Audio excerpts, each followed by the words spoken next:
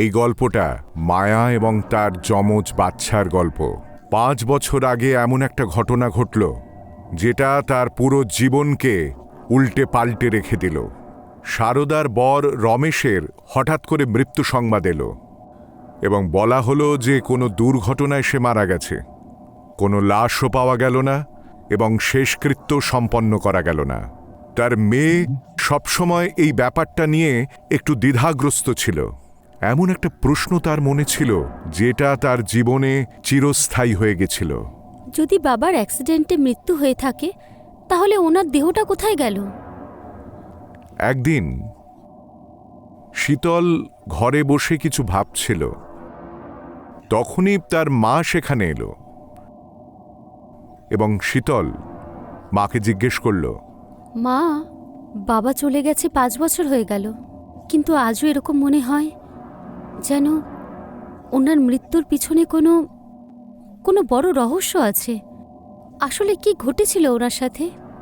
তুমি আমাকে বলো না কেন মা? সারাক্ষণ মনে হয় যে আমাদের থেকে কিছু লুকাচ্ছ না তো। আর আমার মন এটা বিশ্বাসই করতে চায় না যে বাবা এই দুনিয়াতে আর নেই। আমার মনে হয় যেন বাবা এক্ষুনি ওই দরজা থেকে ভেতরে ঢুকে আসবে। মা, আমাদের মন সেটাই বিশ্বাস করে যেটা তার ভালো লাগে, কিন্তু জীবনে সব জিনিসই তো আর মনের মতো হয় না। কিছু এমন জিনিসও থাকে যেটা সময় আসলে তবেই বলতে হয়। আচ্ছা, এইসব বাদ দে, তোর টিফিন রাখা আছে, কলেজে পৌঁছে একটা মেসেজ করে দিস। ব্যাস এইটুকু লিখিস যে ঠিকমতো পৌঁছে গেছিস। নিজের বাবার মৃত্যুর ব্যাপারটা নিয়ে শীতল সবসময় একটা দ্বিধাগ্রস্ততায় থাকত।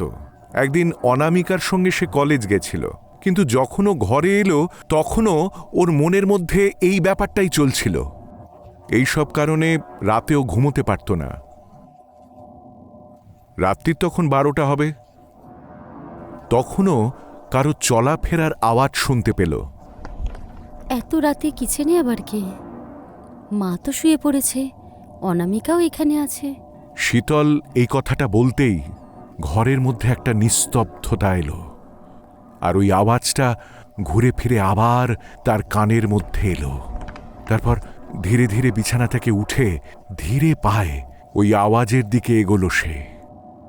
অন্ধকার আর নিস্তব্ধতায় শুধু তার ধুকপুকানির আওয়াজ শোনা যাচ্ছিল।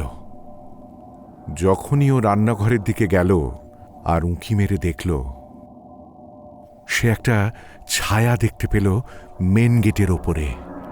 কে কে হতে পারে এটা? ভয় কাঁপতে কাঁপতে সে দরজার দিকে এগোলো। তারপর উঁকি মেরে দেখল তার মা হাতে একটা থালা নিয়ে বাইরের দিকে যাচ্ছিল। থালাটা কালো কাপড় দিয়ে ঢাকা, কিন্তু যখনই শীতল নজর করে দেখল সে অবাক হয়ে গেল। ওই থালা থেকে রক্তের ফোঁটা পড়ছিল, আর সেগুলো মাটিতে পড়ছে আর ছড়িয়ে যাচ্ছে। এটা রক্ত? মা কেন? কি কি করছে এইসব? এটা তো অন্য কিছু মনে হচ্ছে।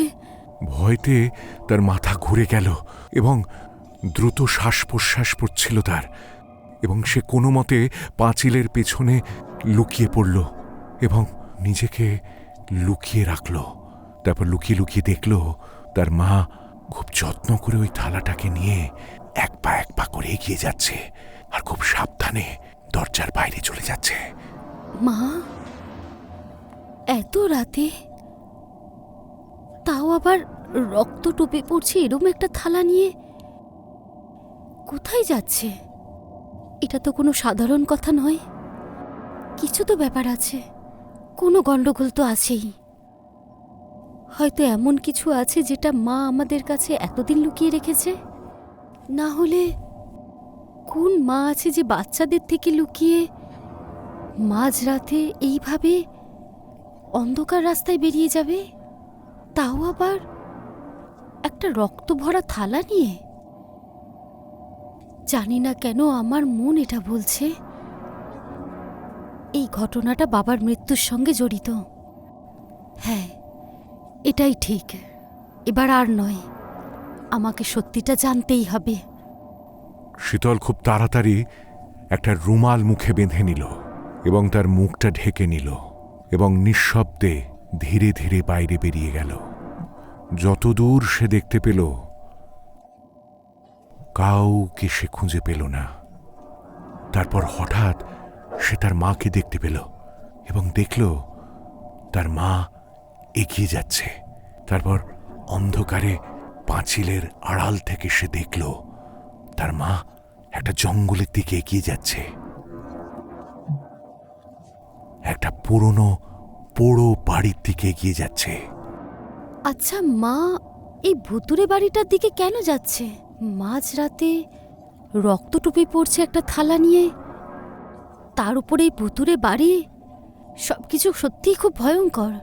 শীতল ওই পোড়ো বাড়িটার পাশে একটা শুকনো গাছের ডালের আড়ালে চুপচাপ দাঁড়িয়ে দেখতে লাগল এবং সে দেখল যে থালাটা তার মা হাতে ধরেছিল সেটা নিয়ে সেই পোড়ো বাড়ির দরজার সামনে এলো এবং কেউ সেই দরজাটা খুলে দিল।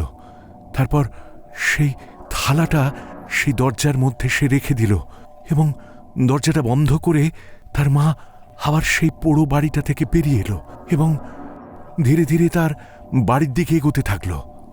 মা এটা কি করলো? এই থালাটা ভেতরে কাকে দিল?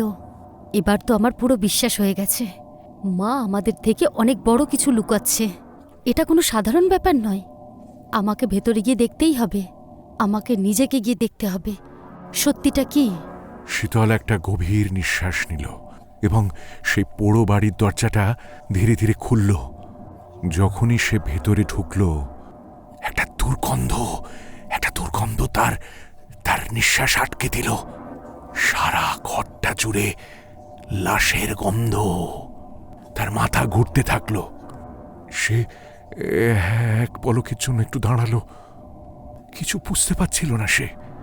আর তখনই ঘরের ভেতর থেকে একটা একটা মারাত্মক ভয়ঙ্কর আওয়াজ সে শুনতে পেল। তার নিঃশ্বাস দ্রুত হতে লাগলো। কিছু দেখতে পাচ্ছিল না সে ভেতরে, কিন্তু সে বুঝতে পারল কিছু একটা মারাত্মক তার তার দিকে এগিয়ে আসছে, খুব জোরে এগিয়ে আসছে। আর সে একেবারে চেপে তার হাতটা ধরে টানতে টানতে একেবারে হিঁচড়াতে সেই পোড়ো বাড়িটার বাইরে নিয়ে এলো এবং দরজাটা ভেতর থেকে কে যেন বন্ধ করে দিল। তারপর ও হঠাৎ সে দেখতে পেল হাত ধরে যে টেনে আনছিল সে তার মা। মাথা খারাপ হয়ে গেছে নাকি তোর? যদি আর এক সেকেন্ডও ওখানে বেশি দাঁড়াতিস, মেরে ফেলতো ও তোকে। কে মা? কে আমাকে মেরে ফেলতো? এত রাতে তুমি এখানে কি বা করতে এসেছিলে? আমি দেখেছি তোমাকে, তুমি ওই ভুতুরে বাড়িটার দরজা খুলে থালাটা ভেতরে দেবার পর দরজা বন্ধ করে দিলে। কিন্তু তুমি এইসব কার জন্য করছো মা? আর আমি জানি এটা তুমি প্রথমবার করোনি। বলো, আমি সত্যিটা জানতে চাই যে এই সব কিছু বাবার মৃত্যুর সঙ্গে জড়িত। বলো মা। আমি এখন তোকে কিচ্ছু বলতে পারবো না। এখন রাত হয়ে গেছে আর এই সময় এখানে থাকাটা বিপজ্জনক। তুই বাড়ি চল আগে, ওখানে গিয়ে কথা বলছি। এখানে দাঁড়িয়ে থাকাটা আমাদের দুজনের পক্ষে বিপজ্জনক। মায়া শীতলকে ঘরে নিয়ে এলো। শীতলকে সে কিচ্ছু বলতে চাইছিল না, কিন্তু শীতল আর পেছন দিকে হাঁটবে না। সে প্রত্যেকটা রহস্য গল্পকে জানতে চাইছিল যা ওর বাবার মৃত্যুর সঙ্গে জড়িয়ে। শীতল এবং মায়া ঘরে পৌঁছে গেল। শীতল মাকে জিজ্ঞেস করল, মা, আমাকে ছোট ভেবো না। কি লুকাচ্ছ আমার থেকে? এত রাত্রিবেলা রক্ত টোপে পড়ছে এরম একটা থালা নিয়ে কি লুকাচ্ছ? এইসবের মাঝখানে ঢুকিস না তুই মা, এইসব অনেক বেশি ভয়ঙ্কর। আমি চাই না যে তুই ওই অন্ধকারের মধ্যে ঢুকিস। যদি এটা এতটাই ভয়ঙ্কর, তাহলে তুমি এইসব কেন করছো? আর ওখানে কে এমন আছে যার জন্য তুমি এইসব করছো? বলো মা, কার জন্য করছো তুমি এইসব? আমি এইসব শুধু তোর বাবাকে বাঁচানোর জন্য করছি। শুধু একমাত্র এই একটাই উপায় আছে যার জন্য সে বেঁচে থাকতে পারবে। যদি একটা দিনও মিস করি তাহলে ওই রাক্ষসটা ওকে খেয়ে ফেলবে। তার মানে বাবা বেঁচে আছে? তাহলে তুমি আমাকে আর অনামিকাকে মিথ্যে কথা বলেছিলে কেন যে 5 বছর আগে একটা দুর্ঘটনায় বাবার মৃত্যু হয়েছে? কোথায় বাবা? আমি ওনার সঙ্গে দেখা করতে চাই। কেউ ওর সঙ্গে দেখা করতে পারবে না মা। ও শুধু বেঁচেই আছে, কিন্তু ওর প্রতিটা নিঃশ্বাস ওই রাক্ষসের হাতে। আমি জানি না যে আমি কিভাবে ওই রাক্ষসের থেকে তোর বাবাকে উদ্ধার করব। এমন কোন উপায় আছে যেখান থেকে তোর বাবাকে আমি বাঁচাতে পারি?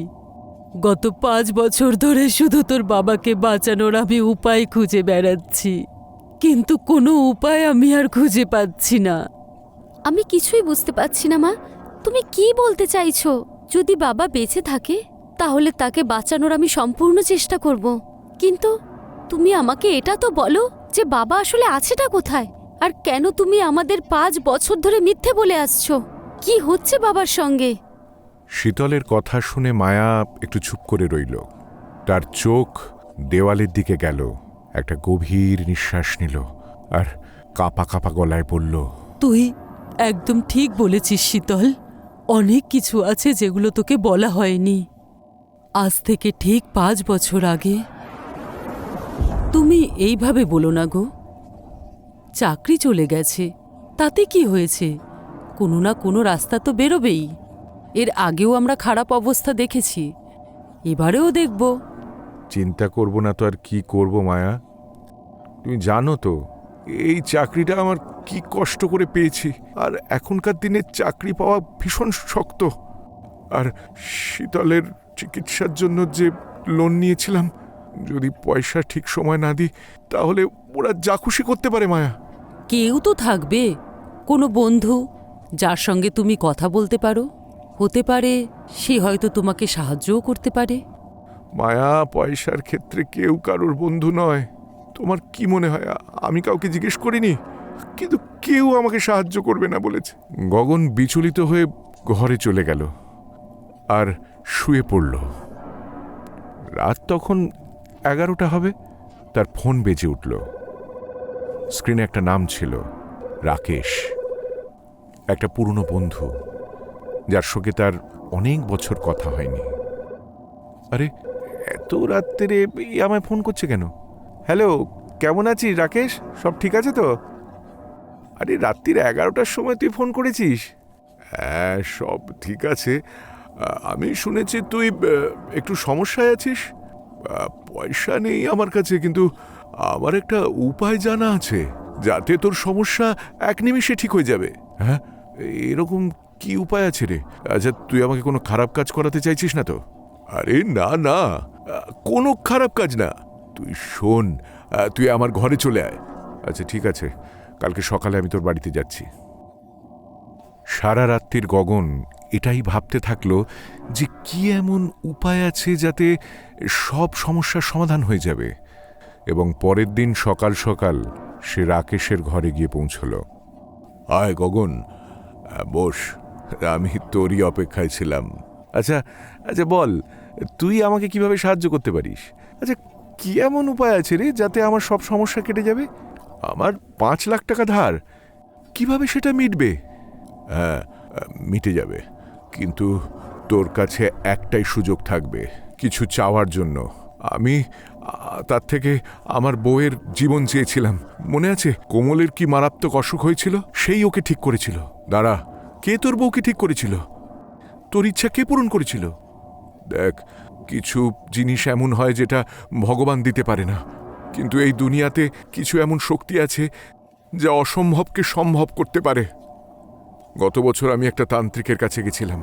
সেখানে আমি একটা ডিল করেছিলাম। সে কোনো মানুষ ছিল না, তান্ত্রিকও ছিল না। আমি একটা রাক্ষসের সঙ্গে ডিল করেছিলাম। ও আমার একটা ইচ্ছে পূরণ করতে পারত এবং সে ওটা করে দিয়েছিল। তুই ওকে নিয়ে যা আর নিজের একটা ইচ্ছে পূরণ করে নে। রাক্ষস? রাকেশ, তুই মজা করছিস আমার সঙ্গে? না না, এটা কোনো মজা নয়, আর এতে কোনো ভয়ও নেই। তুই চিন্তা করিস না। শুধু শুধু তাকে এমন জায়গায় রাখবি যেখানে কেউ আসা যাওয়া করে না, আর কেউ যাতে ছুঁতে না পায় তাকে। ঠিক আছে, আমি মনে রাখবো।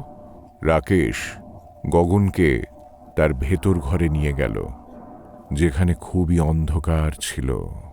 রাকেশ তার মোবাইলের টর্চ জ্বালালো, একটা পুরনো সিন্দুক খুলল এবং সেই সিন্দুকের ভেতরে একটা কালো কাপড়ে ঢাকা একটা কলসি ছিল, এবং সেই কলসিটা নিয়ে সে গগনের দিকে এগিয়ে গেল। আজ থেকে তোমাকে গগনের হাতে দিচ্ছি, এখন থেকে তুমি গগনের ইচ্ছে পূরণ করো। গগন, এটা তুমি গ্রহণ করো। গগন, তুমি কি মন থেকে এটাকে গ্রহণ করছো? হ্যাঁ, এটা আমি মন থেকে গ্রহণ করছি। গগন কলসিটা নিয়ে তার ব্যাগের মধ্যে রেখে সেখান থেকে বেরিয়ে গেল। কিন্তু যখনই ও রাকেশের ঘর থেকে বেরোলো, রাকেশের মুখে একটা শয়তানের হাসি ছড়িয়ে পড়ল।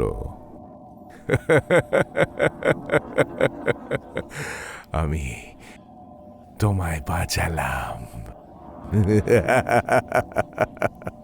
আমি তোমায় বাঁচিয়ে দিলাম। এখন গগন ওকে স্বীকার করে নিয়েছে, এখন তুমি আবার বেঁচে যাবে।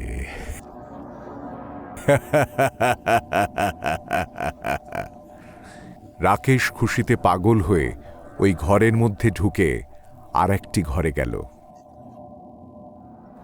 যেখানে ওর স্ত্রী কোমলের মৃত শরীরটা ছিল। রাকেশ কাঁপা কাঁপা হাতে তার স্ত্রীর শরীরটা ছুঁতে চেষ্টা করল, কিন্তু যখনই সে হাত দিল তার শরীরে, কোমলের মৃতদেহটা গলে গলে পড়তে থাকল। এই দেখে রাকেশ ভীষণ ভয় পেয়ে গেল। তখনই ওই ঘরের মধ্যে একটা অদ্ভুত হাসি শোনা গেল। রাকেশ কাঁপতে কাঁপতে পেছন দিকে তাকালো। একটা লম্বা চওড়া ভীষণ ভয়ানক রাক্ষস দাঁড়িয়েছিল, যে তার চোখের দিকে তাকিয়ে হাসছিল।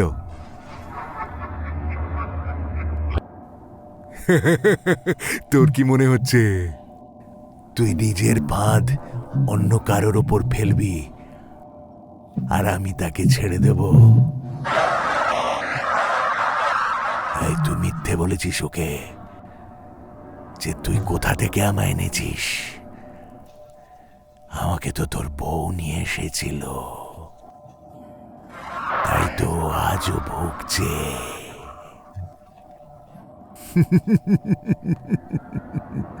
আর এখন মরে গেছে।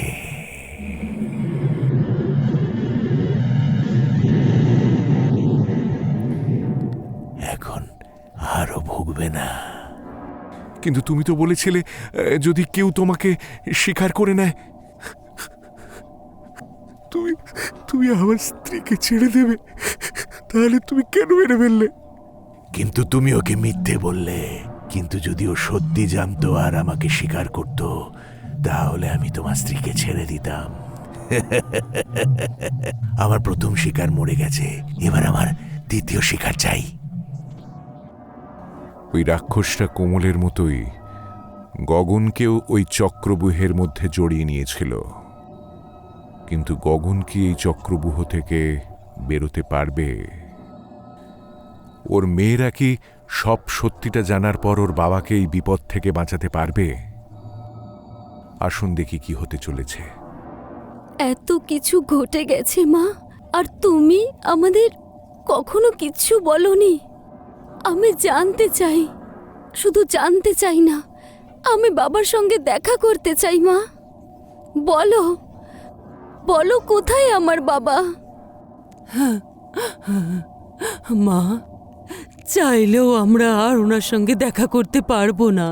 ও বেঁচে তো আছে, কিন্তু ওর জীবনটা এখন ওই রাক্ষসের হাতে বন্দি।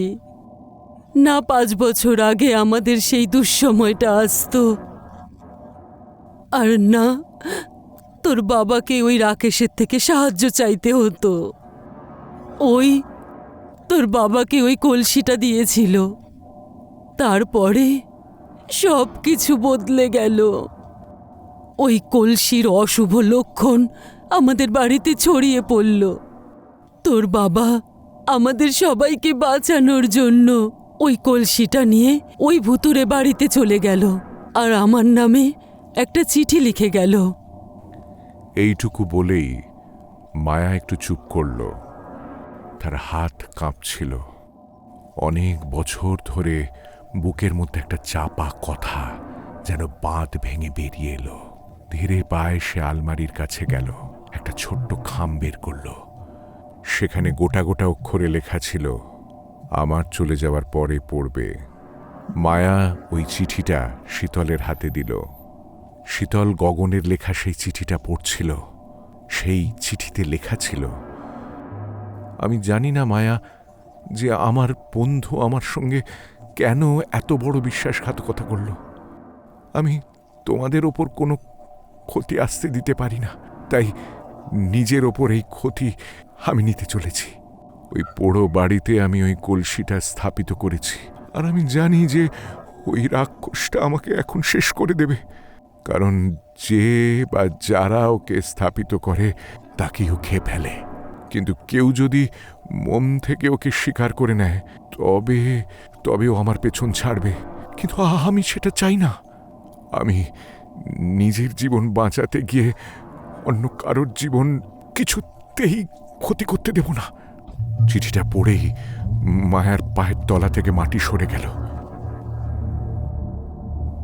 একজন তান্ত্রিক বাবাকে মায়া চিনত, এবং সে একেবারে সময় নষ্ট না করে সে তান্ত্রিক বাবার কাছে গেল। সে তান্ত্রিক বাবার কাছে গিয়ে কাঁদতে কাঁদতে সবটা বলল। কি বলছো তুমি? কলসির মধ্যে ওই রাক্ষসকে স্থাপিত করা কোনো বাচ্চার খেলা নয়। কেউ ওর হাত থেকে ছাড়া পাবে না। তোমাদের জীবনও নিয়েই ছাড়বে। এইভাবে বলবেন না বাবা। আমি শুনেছি এই পৃথিবীতে সমস্ত সমস্যার সমাধান নিশ্চয়ই থাকে। আমার স্বামীকে বাঁচানোর তো কোনো না কোনো উপায় নিশ্চয়ই থাকবে। একটা উপায় আছে। যদি তোমার বরকে তুমি জ্যান্ত রাখতে চাও, তো প্রতি রাত্রে ওই রাক্ষসের জন্য একটা বলি নিয়ে যেতে হবে। একটা রাতও যদি কোথাও কোনোভাবে তুমি বলি না নিয়ে যাও, সেই রাতেই তোমার বরকে সে খেয়ে ফেলবে। আর যদি তুমি নিয়ে যাও তাহলে সে তোমার বরকে মারবে না। কিন্তু আমি বলতে পারছি না যে তুমি তোমার বরকে আর দেখতে পাবে কিনা। যদি ওনাকে বাঁচিয়ে রাখার এই একটাই উপায় হয়, তাহলে আমি অবশ্যই করব। সেদিন থেকে আজ অবধি প্রত্যেক রাতে একটা মুরগিকে বলি দিয়ে ওখানে আমি নিয়ে যাই, যাতে ওই মুরগিটা গ্রহণ করে তোমার বাবাকে সে নিরাপদে রাখে। তোমার বাবা জানি না এখন কি অবস্থায় আছে, আর এমন কোন উপায় আছে যা দিয়ে ওই রাক্ষসকে আমরা শেষ করে ফেলতে পারি। কিন্তু একটা আশা রেখেছি মনে, হয়তো কোনো একদিন তোর বাবার সঙ্গে আমার দেখা হবেই। তুমি খুব অন্যায় করেছো মা। তুমি আমাদের থেকে কথাটা লুকিয়েছ। আচ্ছা, আমাদের বাবা সম্পর্কে কি আমাদের জানার এইটুকু অধিকারও ছিল না? আমি তোমায় কথা দিচ্ছি, যাই হয়ে যাক না কেন, আমি ওই রাক্ষসকে শেষ করে আমার বাবাকে আমি ফিরিয়ে নিয়ে আসব। আর এর জন্য আমাকে যা করতে হয় করব। না মা, আমি চাই না তুই এইসবের মধ্যে ঢোক, আর সেই জন্যই তোকে কখনো সত্যিটা বলিনি। ও খুব ভয়ঙ্কর সোনা, তুই ভুলে যা এইসব কিছু। মায়া তার মেয়েদেরকে এইসব ব্যাপার থেকে অনেক দূরে রাখতে চেয়েছিল, কিন্তু এখন শীতল যেভাবে হোক তার বাবাকে ফিরিয়ে আনতে চায়। ও প্রায়শই সে কলেজের পরে লাইব্রেরিতে কিছু বই পড়ত। পরের দিন যখন সে কলেজে গেল, তখন এমন একটা বই সে খুঁজল যেখানে ভূতপ্রেত সম্পর্কে অনেক তথ্য আছে। সে বই পড়তে বসল। কখন যে দুপুর সন্ধে গড়িয়ে গেল আর সন্ধে থেকে রাত গড়িয়ে গেল সে বুঝতে পারল না। আর পড়তে পড়তে সে এমনই একটা শক্তি সম্পর্কে জানতে পারল, ঠিক যেমন তার মা তাকে গতকাল বলেছে। এটা তো একদম সেই রকম শক্তি যেটা মা আমাকে বলছিল, কিন্তু এইসব তো আমি কিছু বুঝতেই পারছি না। হ্যাঁ, এর মধ্যে শুধু এটাই লেখা আছে যে এটা কতটা বিপজ্জনক, কিন্তু এর থেকে কি করে বাঁচা যায় সেই উপায় তো লেখা নেই। তখনই শীতলের পাশে ঠিক পরের বেঞ্চটাতে একটা ছেলে চোখে চশমা এঁটে বসেছিল। এবং খুবই নজর দিয়ে শীতল কি পড়ছিল সেটা সে লক্ষ্য করছিল। হ্যালো, আমার নাম অমর। আমার প্রায়শই এমন শক্তির সঙ্গে সামনাসামনি হয়, কিন্তু তুমি যে শক্তিটার ব্যাপারে জানতে চাইছো এর থেকে মুক্তি পাওয়া কিন্তু অসম্ভব। কিন্তু তুমি কেন এত নজর দিয়ে এত মনোযোগ দিয়ে পড়ছো? এর ব্যাপারে তুমি বেশি না জানলেই ভালো। না না, এই ব্যাপারে আমার জানাটা খুব দরকার। আমার বাবা এই সব কিছুর মধ্যে আটকে রয়েছে।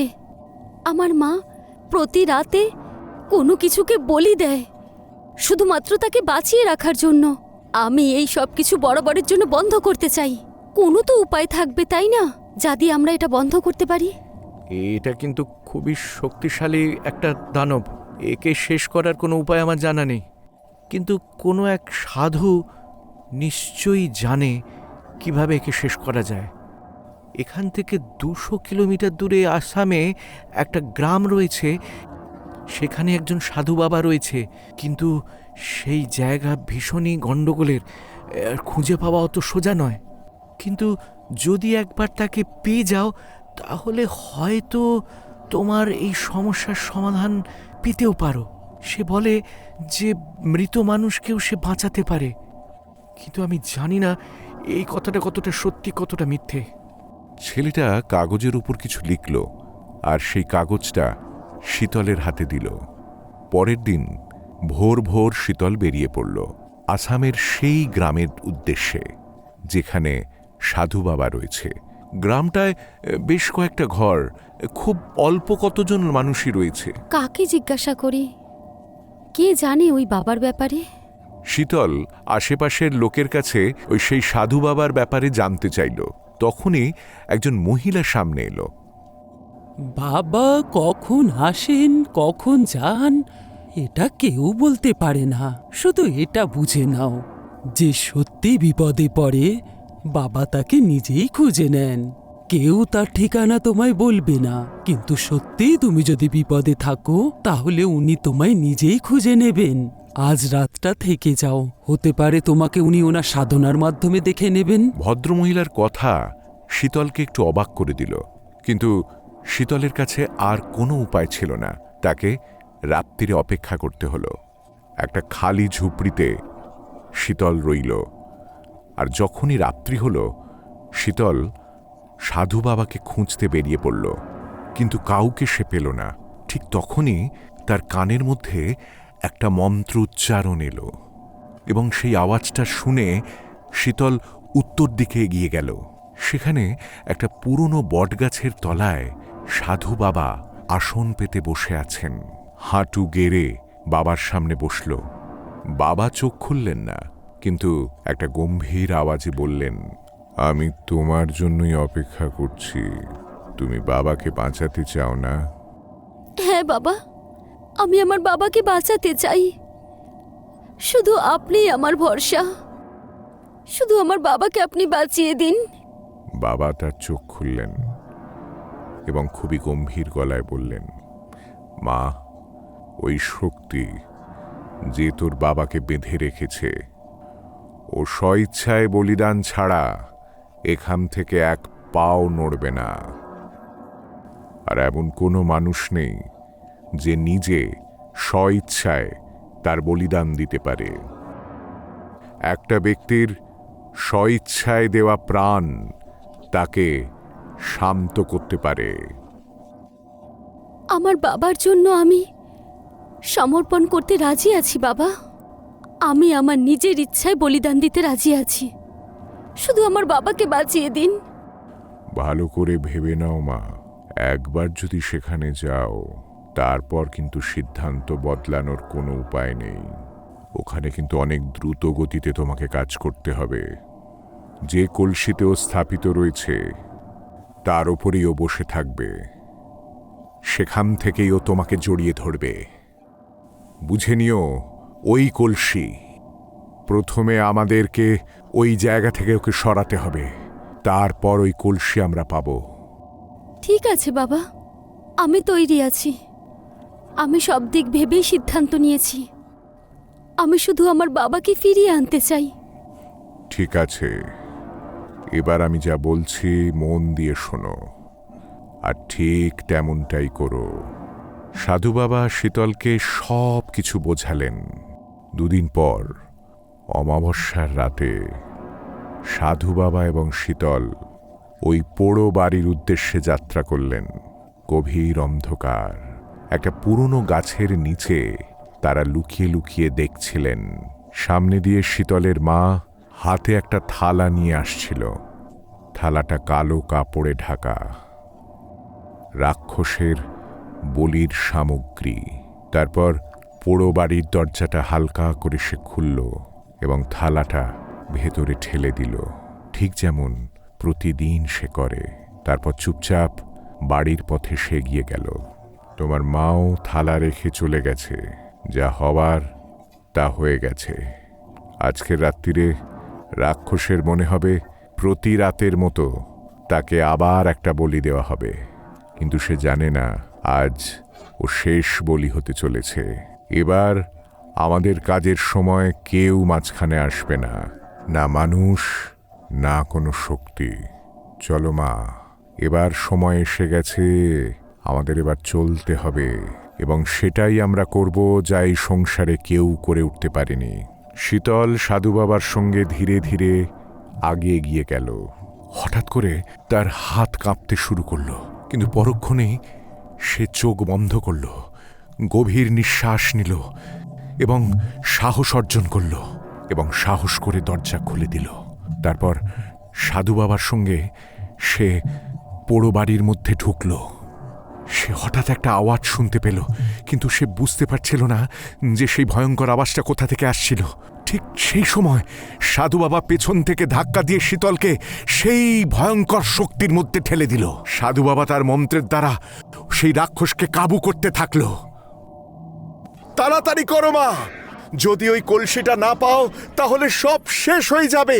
যদি ওই রাক্ষসটা জেগে যায় তাহলে আমরা সবাই শেষ হয়ে যাব। সাধু বাবার সেই আওয়াজ শুনে শীতল কলসিটা খুঁজতে থাকলো। শীতল বুঝতে পারছিল না যে কোন দিকে সে কলসিটাকে খুঁজবে। হঠাৎ করে অন্ধকারে একটা কিছুর সঙ্গে তার ঠোক্কর লাগলো এবং সে পড়ে গেল। তার মাথায় কিছুর সঙ্গে একটা ঠোক্কর লেগেছে এবং সে মাটিতে হাত বোলাতে বোলাতে হঠাৎ সে কলসিটা দেখতে পেল। মাথায় ঠোক্কর লেগে তার মাথা থেকে রক্ত পড়েছে এবং সেই রক্ত কলসিতে লেগে গেছে এবং সে কলসি হঠাৎ করে কাঁপতে শুরু করলো। হঠাৎ তখনই সাধু বাবার আওয়াজ সে শুনতে পেল, তাড়াতাড়ি করো মা, ওই কলসিটার দিকে আগুন দেখাও আর মন্ত্র পড়ে ওই কলসিটাকে ওই আগুনের মধ্যেই ফেলে দাও। শীতল খুব তাড়াতাড়ি দেশলাই বার করল এবং কিছু মন্ত্র উচ্চারণ করতে করতে ওই কলসিটাকে ওই আগুনের মধ্যে ফেলে দিল। শীতল বাবার প্রত্যেকটি শব্দ খুব মনোযোগ দিয়ে শুনেছিল। সাধু বাবা নিরন্তর মন্ত্রোচ্চারণ করে যাচ্ছিল। সেই আগুনে রাক্ষসের ভয়ঙ্কর শরীর জ্বলতে দেখা যাচ্ছিল। কিছুক্ষণ পরে সেই পোড়ো বাড়ির থেকে চিৎকার একেবারে শান্ত হয়ে গেল। ঠিক তখনই একটা জোরে নিঃশ্বাসের শব্দ শোনা গেল। তখন শীতল একটা দেশলাই কাঠি জ্বালালো এবং কোণ থেকে একটা শব্দ শোনা গেল। তখনই শীতল দৌড়ে ওই কোণার দিকে এগিয়ে গেল এবং সে হঠাৎ দেখল তার বাবা শুয়ে আছে এবং তার বাবার শ্বাস প্রশ্বাস পড়ছে। বাবাকে বেঁচে থাকতে দেখে সে কেঁদে ফেলল। তারপর সে ফুঁপিয়ে ফুঁপিয়ে কাঁদতে থাকল। তারপর সাধু বাবাকে সঙ্গে নিয়ে সে তার বাবাকে বাইরে বের করল এবং বলল, বাবা, যদি আজকে আপনি না থাকতেন তাহলে হয়তো আমার বাবাকে আমি কোনো দিনই রাক্ষসের হাত থেকে বাঁচাতে পারতাম না। আমি জানি না যে কিভাবে আপনার ঋণ আমি শোধ করব। হয়তো এটাই বিধির বিধান ছিল মা, আমাকে এমনভাবেই তোমাকে সাহায্য করতে হবে। খারাপ যতই শক্তিশালী হোক, কিন্তু একদিন না একদিন ভালোর কাছে তাকে হারতেই হয়। কিন্তু বাবা, আপনি তো বলেছিলেন যে ওই রাক্ষসের ধ্বংস তখনই হবে যখন কেউ স্বেচ্ছায় নিজেকে বলিদান দিয়ে দেবে। কিন্তু আমি তো বেঁচে আছি, তাহলে ওই বলিদান? যখন তুমি তোমার বাবার জন্য নিজের জীবনের চিন্তা করনি, হয়তো ঠিক তখনই তোমার বলিদান স্বীকার করেছিল। আর যখন তুমি নিচে পড়ে গেলে এবং কলসিতে ধাক্কা খেলে, তখন তোমার শরীরের রক্ত তার ওপর লেগেছিল, আর তখনই তোমার রক্তর স্বাদও পেয়ে গেছিল। আর ওই কলসি তোমার ওই রক্তকে বলি ভেবে স্বীকার করেছিল। আর এমনিতেও আমি থাকতে তোমার কিছুই হতে দিতাম না আমি। সাধু বাবার কথা শুনে শীতলের চোখে জল চলে এলো। শীতল বাবার সামনে হাত জোড় করে আন্তরিক ধন্যবাদ জানালো। 5 বছর পর সে তার বাবাকে নিয়ে ঘরে পৌঁছলো।